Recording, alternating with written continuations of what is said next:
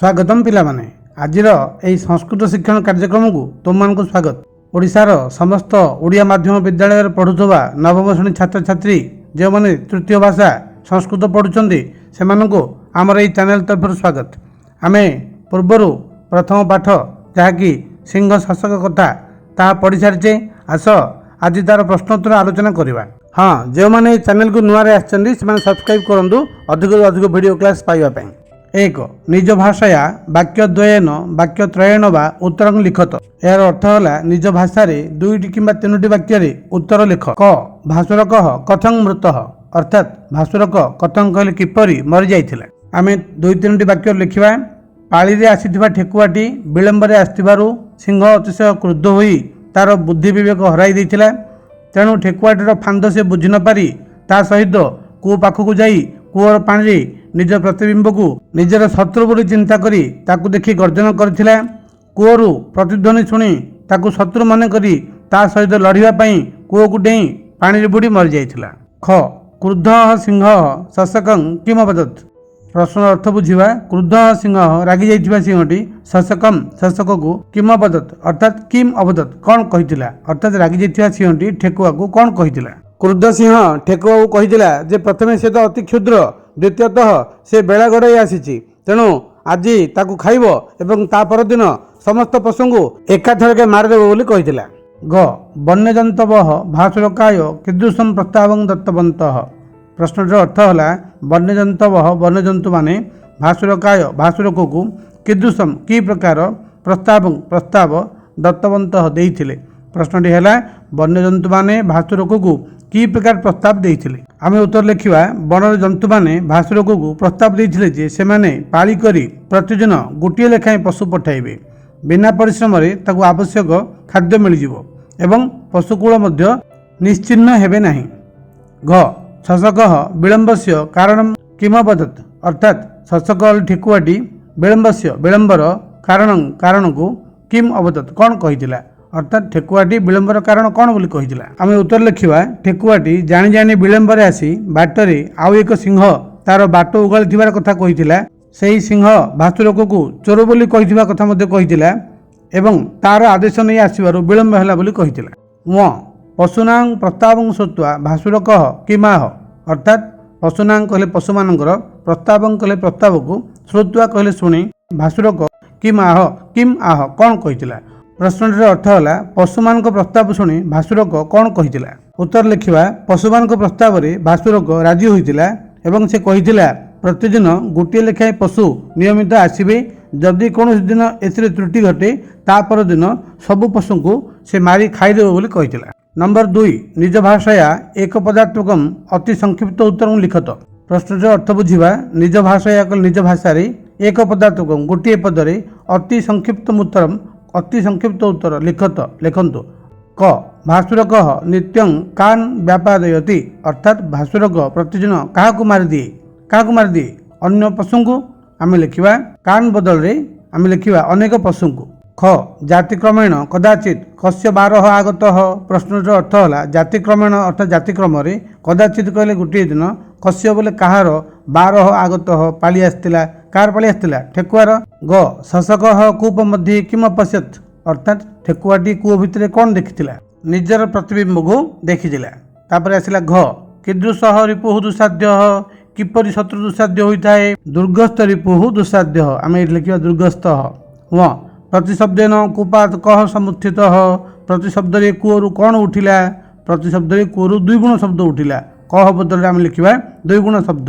सेमति च भासुरक कथं स्वस्थ भविष्यति भासुरक किपरि संतुष्ट हेबो बोली कहिथिला सेही अन्य सिंहटी को मारिवा द्वारा। छ मार्गे गच्छन्तं शासकम अपरह सिंह दृष्ट्वा किमुवाच बाटरे जाउथुबा ठेकुआ को आउ गोटे सिंह देखि कौन कहिला अरे कुआडे जाउछ। ज शासक समस्त मृग ही प्रेरित किम करोत शासक समस्त मृगमान द्वारा प्रेरित होई कौन करथिला भासुरकर मृत्यु उपाय चिंता करी धीरे धीरे चलथिला।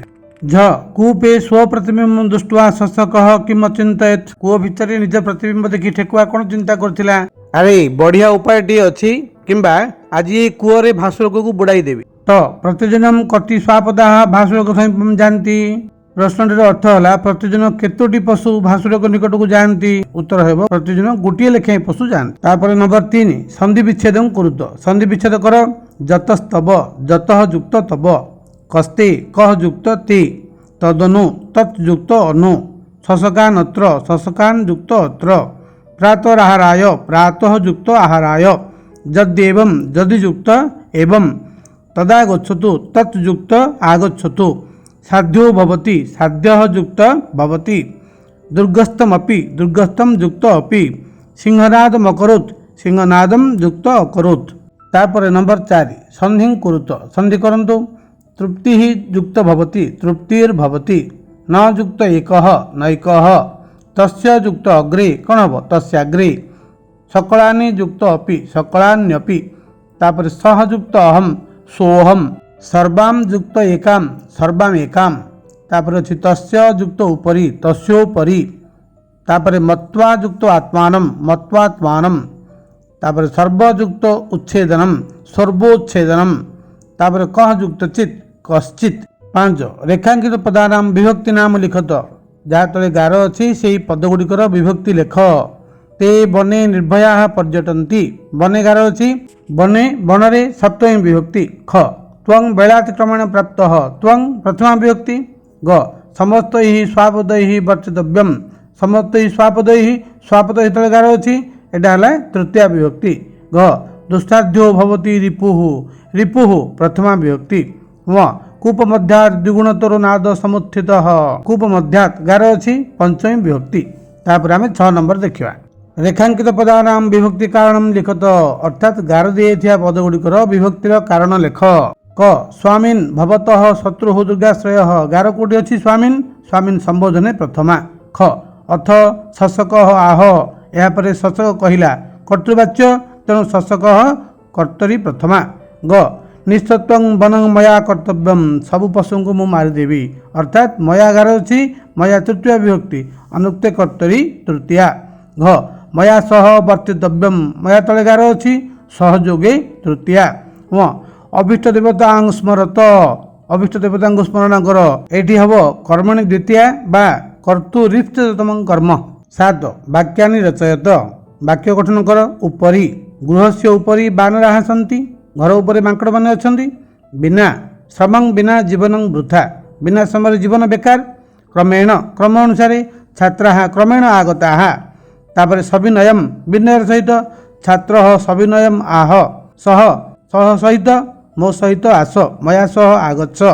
यथा सुखम यथा सुखरे पशु माने यथा सुखरे वनरे रहउछंती कौन कहबा आमे जंतवः यथा सुखम वने निवसंती। एवं एहिपरि एवं माँ बद एहिपरि कुह नाही। स्मरत हरिं स्मरत हरिं को स्मरण कर। तत्र सेठारे तत्र मम सखा अस्ति सेठारे मो सांग अछि। तापर कर्तव्यम करिबा उचित गुरु विपरीत न कर्तव्यम गुरुंक विपरीत कथा हम करिबा नाही बा अमान्य करिबा नाही। तापर आसला 8 नंबर शुद्धम उत्तरम निरूपयत ठीक उत्तरटी बाछ। क सिंहस्य नाम किमासीत सिंहर नाम कौन थिला भस्मासुर क्षुद्र बुद्धि भासुरक चंडरव कौन थिला भासुरक। 3 नंबर आम टिक लगेबा। ख रिपुः कदा दुस्साध्य भवति रिपु केतेबेले दुस्साध्य होता है शत्रु केतेबेले दुस्साध्य होता है। ऑप्शन अच्छी 1 गृहस्थ दुर्गस्थ ग्रामस्थ गर्भस्थ कोटा हम ठीक उत्तर दुर्गस्थ।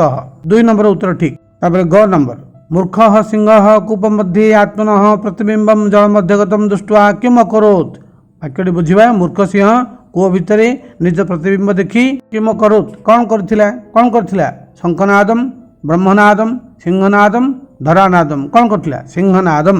उत्तर 3 होची ठीक सेठी आमे टिक लगेबा।